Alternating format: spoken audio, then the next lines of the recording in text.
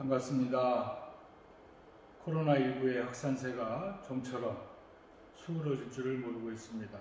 수도권을 비롯해서 저희가 살고 있는 군산과 익산 지역의 코로나 확진자가 갈수록 늘어나고 있는 상황에서 안타깝지만 이번 주 법회나 명절 대제를 지내지 못하고 가정에서 외출을 삼가하시면서 코로나19가 하루빨리 우리 곁을 떠날 수 있도록 간절한 기도 정성을 모아주시기를 부탁드립니다. 코로나19가 우리 곁에 온 지도 어느새 1년에 가까운 시간이 흐르고 있습니다. 정말 힘겨운 시간들을 보내왔습니다. 그럼에도 불구하고 사시순환의 이치는 한치의 틀림도 없이 진행되고 있습니다. 봄에서 시작하여 여름을 지나고 가을을 건너서 우리는 지금 겨울의 한가운데 서 있습니다. 코로나가 있었던 때나 없었던 때나 시대의 초침은 한치의 오차도 없이 째깍째깍 돌아가고 있습니다. 부자이거나 가난하거나 건강하거나 병들거나 모든 사람에게 공평하게 한치의 오차도 없이 돌아가고 있는 이 사시순환의 이치를 보면서 끊임없이 돌고 도는 우리 일원의 진리를 다시 한번 마음속에 챙겨보게 됩니다. 내가 특별한 존재가 아니라 일원의 진리에 함께 살아가는 이 지구촌의 모든 생명들, 존재들과 함께 공존해야 될 존재임을 다시 한번 느끼게 됩니다. 그동안 인류는 과학의 발달을 통해서 문명을 발전시켜왔고 이 속에서 만물의 영장이라고 하는 오만함으로 살아오지 않았나 돌아보게 됩니다. 발달된 과학기술을 앞세워서 우리가 함께 공존해야 될 공간을 함부로 무분별하게 개발하고 또 과잉 생산을 통해서 이 지구 환경은 파괴되고 있습니다. 저렇게 많은 건물들이 서 있는 자리에 아마 과거에는 수많은 동물들, 식물들이 살아가고 있었을 것입니다. 인간 중심의 사고에서 인간 중심으로 모든 것을 개발해 나가는 이런 상황 속에서 우리들이 지금의 어려움을 자초하지는 않았나 돌아보게 됩니다. 우리가 동물들의 영역을 침범해서 개발함으로써 그들은 살 공간을 잃어버렸습니다. 그래서 그들을 우리가 우리 곁으로 불러들이게 되죠. 그래서 그들로부터 수많은 바이러스들이 우리에게 전파돼서 오늘날 코로나19 같은 이런 어려움을 겪게 되는 것입니다. 그동안 인류는 만물의 영장이라는 오만함 속에서 나 이외의 모든 생명체들은 인간을 위해서 존재하는 것이고 그래서 동물을 학대하고 도살하고 이렇게 살아왔습니다. 그러나 이제 코로나19 이후의 시대에서는 바뀌어야 됩니다. 만물의 영장이 나만을 위한 존재가 아니라 이 지구상의 모든 생명들은 인간과 함께 공존해야 될 존재라고 말입니다. 12월입니다. 한장 남은 달력을 바라보면 사람들의 발걸음은 빨라지고 마음은 급해집니다. 한 해를 살아오면서 결산을 하게 되는 달이죠. 내가 올 한 해 동안 얼마를 벌었는지 또 얼마를 썼는지 부가 늘었는지 내 건강 이런 것들을 돌아보게 되는 계절입니다. 그러나 우리 원불교인들은 여기서 한 걸음 더 나아가서 내가 지난 한 해 동안 얼마나 많은 선업을 쌓았는지 혹은 어쩔 수 없이 나도 모르는 사이에 악업을 쌓았는지를 돌아봐야 하겠습니다. 오늘 그래서 저는 착과 업이라고 하는 주제를 가지고 함께 생각해 보고자 합니다. 소주제로 착 달라붙은 업이라고 했습니다. 착이란 무엇이고 업이란 무엇인가? 한번 함께 생각해 보시겠습니다. 먼저 착이라는 글자를 보면 붙을 착이라고 하죠. 이걸 자진해서 찾아보면 차지고 끈끈한 물체가 아주 바짝 다가붙거나 끈기 있게 달라붙는 모양을 나타내는 말입니다. 또 한편으로는 음식 같은 것이 입맛에 아주 딱 맞거나 마음을 확 끌어당기는 모양을 나타내는 말이라고 되어 있습니다. 업이라고 하는 것은 어법자로 몸과 입과 뜻으로 짓는 선악의 소행을 말합니다. 우리가 신구이 삼업이라고 하죠. 혹은 전세의 소행에 의해 현세에서 받는 선악의 인과 응보를 의미하기도 합니다. 착이라고 하는 이 한자를 파자를 해보면 양양자와 음목자가 합쳐져서 붙을 착이 됩니다. 그런데 여기서 양과 눈이 합쳐졌는데 왜 붙을 착이 됐을까요? 한번 살펴보도록 하겠습니다. 양이 한 마리가 보이네요. 이 모습은 맛있는 먹잇감을 보고 침을 흘리며 바라보고 있는 양의 눈을 가리킨 겁니다. 또 하나의 그림을 볼까요? 어떤 사람이 새 옷인 것 같은 걸 입고 폼을 내고 있네요. 이것은 한 사람이 새조끼를 입고 자랑하는 그림인데 어떤 것이냐? 맛있는 먹잇감을 보고 거기에 꽂혀서 경계심을 놓아버리고 먹이를 먹던 양이 사람에게 잡혀서 사람은 그 양의 가죽을 벗겨서 새 옷을 만들었다. 그래서 양의 눈이라는 의미에서 몸에 착 달라붙는 옷이라는 의미가 합쳐져서 붙을 착이라는 한자가 생겨났다고 합니다. 이제 지금 함께 생각해 볼 착자의 의미를 한번 생각해 보고 넘어가겠습니다. 그런데 이 한자의 붙을 착과 한글에도 착이라는 글자가 있습니다. 공교롭게도 발음이 똑같죠. 우리는 옷을 입었을 때 내 몸에 착 맞으면 옷이 몸에 착 붙네 이런 표현을 하거나 음식이 아주 맛있을 때 이 음식이 입맛에 착 붙는다 이런 얘기를 하죠. 그래서 한자의 착과 한글의 착 모두 발음도 같지만 같은 뜻을 가지고 있음을 알 수가 있습니다. 이 착이라는 그 단어를 국어사전에서 찾아보면 물체가 바싹 다가붙거나 끈기 있게 달라붙는 모양이다. 그리고 입맛에 딱 맞는 모양이다. 그래서 한자의 착과 같은 의미를 가지고 있습니다. 마치 어린아이가 아버지의 다리에 확 움켜쥐고 착 붙어있는 모습을 상상하시면 이해가 좀 더 편하실 것 같습니다. 제가 오늘 이처럼 자꾸 착에 대해서 말씀드리는 이유가 뭘까요? 우리의 삶은 결국은 내 마음이 어디로 향하느냐, 어디에 붙어있느냐에 따라서 업을 짓게 되고 또 지은 업에서 떨어지지 못해서 반복되는 그걸로 삶을 꾸려가게 됩니다. 왜 착이 중요하냐? 원불교에서는 사람이 일생을 마치고 열반에 들게 되면 원력을 굳게 세운 후 착 없이 길을 떠나라고 천도 축원을 해드립니다. 천도의 가장 중요한 요건이 바로 착을 떼는 것입니다. 붙어있으면 떨어지지 못하겠죠. 그래서 그만큼 착이라는 것이 내 삶에 중요한 의미를 갖게 된다. 착에 대해서 어떤 일상이 벌어지느냐 편안하게 부담 없이 그림을 보시면서 한번 생각해 보겠습니다. 옛날 어떤 마을에 울지 않는 처녀가 있었습니다. 근데 관건은 울지 않는 처녀라는 겁니다. 그녀는 가난했지만 항상 미소를 머금고 있었기에 대단히 아름다웠습니다. 그래서 돈 많은 부자나 왕자들이 그녀에게 청혼했지만 모두 거절당했습니다. 왜냐하면 그녀에게는 이미 사랑하는 사람이 있었기 때문이죠. 그녀가 사랑하는 사람은 피에로였습니다. 그는 가난하지만 성실한 청년이었죠.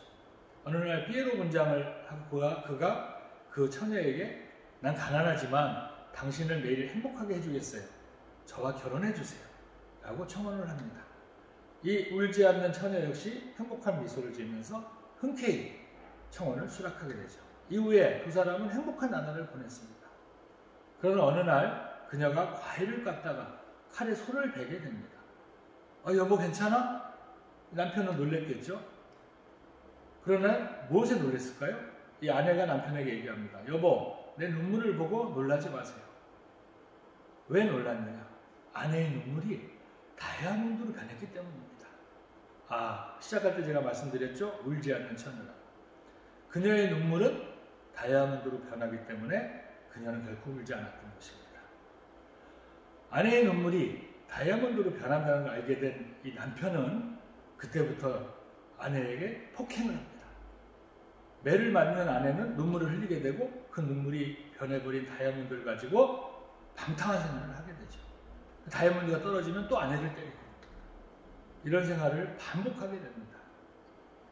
그 고통 속에서 여전히 눈물을 흘리는 그녀를 두고도 이 남편은 다이아몬드를 가지고 밖으로만 그러다 어느 날 또다시 다이아몬드를 가지고 집으로 왔을 때 아내의 손에 너무도 아름다운 붉은색 다이아가 있었습니다.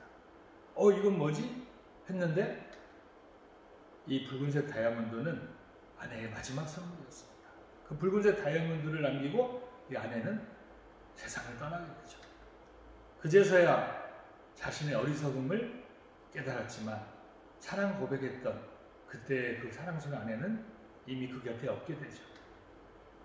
다시는 아내의 웃는 모습을 볼 수 없게 된 겁니다. 이 남편의 마음이 다이아몬드에 착 달라붙는 순간 아무것도 보이지 않게 되는 거죠. 사랑스러운 아내도 오직 다이아몬드, 그리고 다이아몬드를 팔아서 느낄 수 있는 향락에 빠져들고 만 것입니다. 그래서 그 이후에 피에로 분장을 할 때 눈물을 그려놓았다고 합니다. 여러분의 마음은 지금 어디에 가 계신가요? 이만큼 착이라고 하는 것은 무서운 것입니다. 내 마음이 어디에 붙어 있는가? 우리의 가까운 더 일상에서 한 번 더 착에 대해서, 그리고 어떤 업을 짓게 되는가에 대해서 생각해 보겠습니다. 사마귀 한 마리가 군침을 삼키며 기어가는 벌레를 노리고 있습니다. 아주 맛있는 먹잇감이겠죠? 그런데 그 벌레를 노리는 사마귀의 뒤에는 그 사마귀 잡으려고 새 한 마리가 눈독을 들이고 있어요. 벌레, 사마귀, 새. 그런데 사마귀를 노려보는 그 새는, 사냥꾼이 그 새를 잡으려고 화살을 겨누고 있습니다. 근데 이 사냥꾼은 또 어떨까요? 참새 잡느라고 참새에 꽂혀서 있는 동안에 호랑이가 사냥꾼 뒤로 어슬렁거리고 다가오고 있었습니다. 저마다 다 자기 잡을 것만 보느라 미처 자기의 등 뒤는 살피지 못하고 있는 거죠. 내가 어디 한 곳에 꽂히는 순간, 착 달라붙는 순간 자기의 생명을 위태롭게 할 어떤 상황도 인지하지 못하고 스스로 잠들 길로 떨어지게 되는 겁니다. 우리들의 모습은 지금 어떤가요? 나 또한 어딘가를 보느라, 어딘가에 착 붙어 있느라 내게 다가오는 위험을 모르고 있지는 않는가요? 자, 개 한 마리가 커다란 뼈다귀를 물고 다리 위를 지나가다가 무심코 강물을 내려봤습니다. 저 녀석도 내 것만큼 큰 뼈다귀를 물고 있네? 내가 저놈 것도 뺏어야지. 근데 사실은 우리는 알죠. 저 뿔에 미친 강아지는 진짜가 아니고 바로 자기 자신의 모습인 거예요. 그러나 이 어리석은 강아지는 욕심에 그 뼈다귀에 꽂혀서 착 달라붙어서 그것마저 뺏으려고 합니다. 그런데 물속에 있던 강아지가 위에 있는 강아지를 뛰어오르면서 그것마저 뺏어가죠. 물론 물속에 있던 강아지는 가짜입니다.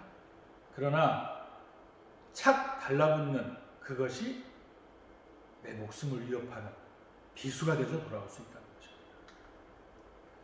자, 이 그림을 한번 보세요. 욕심에 가득 찬, 그래서 자기 꼬리에인지도 모르고 먹으려고 하는, 이게 착의 무서움입니다. 한번 딱 달라붙으면 좌우 살피지 않고 오직 그것만 바라보게 됩니다. 한 꼬마아이가 스승님께 물어봅니다. 아쉬울 것 하나 없어 보이는 높은 사람들이 왜 뇌물을 받는 걸까요? 우리 TV에서 많이 보잖아요. 우리가 볼 때 배울 만큼 배웠고 가진 만큼 가진 사람이 부적절한 행동을 통해서 감옥에 가는 모습. 스승님이 이렇게 얘기합니다. 저기 저 물 마시는 사람을 봐라. 저 사람은 배에 타서 바닷물을 떠먹으면서 계속 목말라. 당연하겠죠. 소금물인 바닷물을 먹으니 갈증이 해소되겠습니까? 이 스승님이 마음의 넓이가 바다 같아야 하는데 욕심이 바닷물과 같아서 마셔도 목이 마른 것이다. 달라이라마가 이런 말씀을 했습니다. 욕심의 반대는 무욕이 아니라 이것이다. 욕심의 반대는 무욕일 것 같은데요. 여러분은 욕심의 반대가 뭐라고 생각하시나요? 달라이라마는 이렇게 얘기했습니다. 만족이라고요. 욕심이라고 하는 것은 채워도 끝이 없는 밑빠진 독과 같습니다. 그래서 욕심을 없애는 게 아니라 내가 현재 처한 상태, 가지고 있는 것에 만족해야만 욕심의 불꽃이 꺼진다는 겁니다. 자, 우리 종교인들은 어떻게 합니까? 여러분들 늘 기도하실 때 내 남편, 내 아내, 내 자녀, 내 사업, 내 직장을 위해서 주로 주세요, 주세요. 이렇게 원하는 기도를 주로 하게 됩니다. 한 청년이 예수님께 주님, 꼭 필요한 게 있는데요. 예수님이 뭐라 하나? 네가 필요하다는 것이 너를 위해 필요한 것이냐? 나를 위해 필요한 것이냐?